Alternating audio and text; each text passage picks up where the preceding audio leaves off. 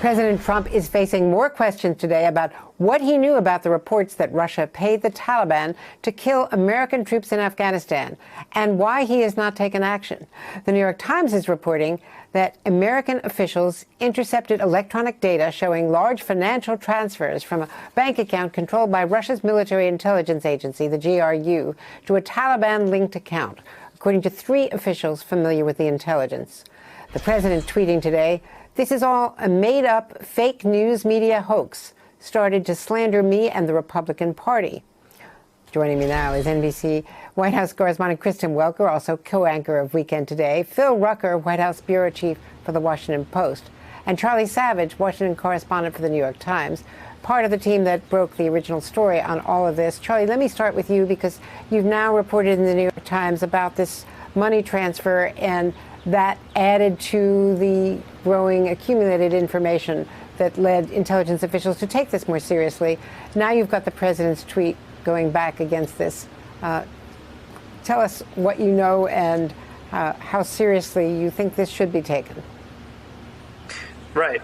Well, so the significance of this new information, which, by the way, was withheld from Congress in those initial briefings they had earlier this week when just members of one party and then the other were from the House were brought into the White House, is that the intelligence portrait supporting the analytical conclusion that this was real and this was happening evolved over time. We think that when something like this now, that initially there were some detainees captured in Afghanistan, some Taliban militants, some criminals from a network that worked closely with the Taliban, who told interrogators this was happening, and there was a disagreement among different agencies over whether to credit and believe those interrogations. And the NSA in particular, which wants to see signals intelligence, data transfers, and surveillance to back up things, had more doubts and more questions about it, this human intelligence, than the CIA, the military did.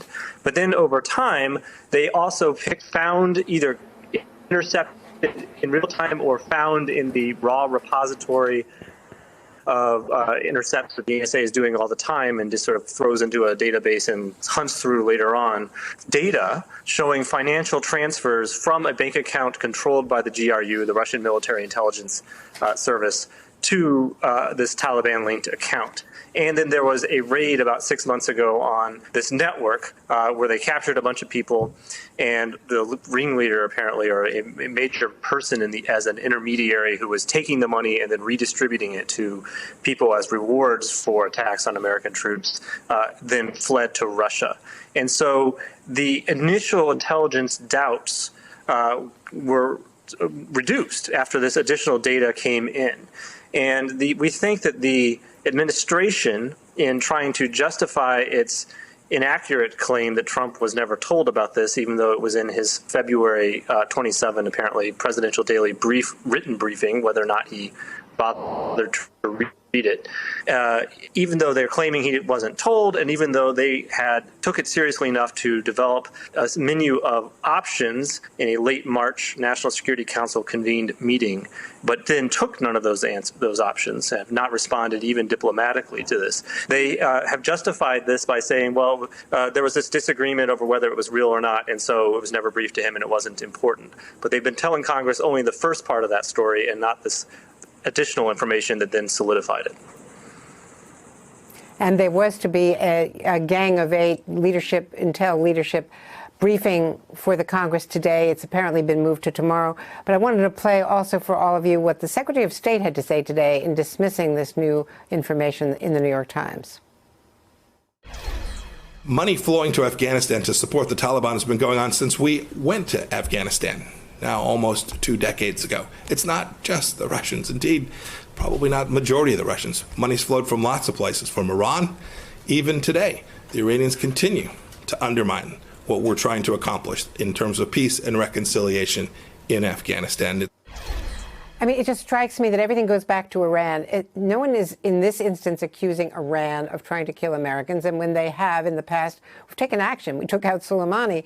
But Kristen Welker, it doesn't matter whether it's the majority or minority of the amount of money. It's the specific allegation here that the military intelligence from Russia, led by Vladimir Putin, did this, allegedly, or at least that is part of the assessment that is going on now, and that they have not taken any action, and in fact that the president had 6 phone calls with Vladimir Putin after this information was beginning to come together, and no one briefed him to bring it up on the call, give some kind of reaction, or at some lower level to demarche the Russians. Kristen? That's right, Andrea. And the defiance that you heard from the Secretary of State is consistent with what we are hearing from other top officials here. Now, the Secretary of State was making the point that Russian aggression in that region is not new. One of the reporters shouted out, but does this not potentially mark an escalation? And we didn't hear the Secretary's response on that. I did have a chance to press the National Security Advisor, Robert O'Brien, about all of this earlier today. I asked him specifically about the president's claim that this is all a hoax. And Andrea, here's what he told me. He said that what is a hoax is the initial reporting that the president was briefed on this and chose not to act. The White House now saying, of course, that the CIA briefer withheld this information from briefings with the president. But of course, it does raise a key question, Andrea. Why then was Congress briefed on this apparently in February and May before President Trump?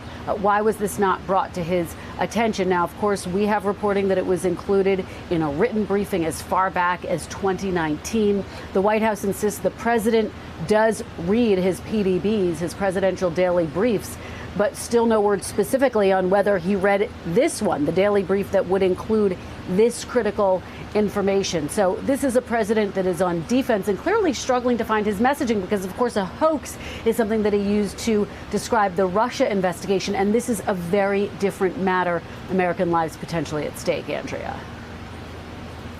And as you know very well, Kayleigh McEnany, the White House press secretary, has really dismissed this. Phil, I wanted to get you to react to something that she said yesterday. The president does read, and he also consumes intelligence verbally. This president, I'll tell you, is the most informed person on planet Earth when it comes to the threats that we face. He's constantly being informed and briefed on intelligence matters. But I'm not going to allow the New York Times to dictate when we give top secret information and don't give top secret information. Phil, you literally wrote the book on whether the president is a very stable genius and is the most informed person on planet Earth. Discuss. Yeah, Andrea, the truth is he's not.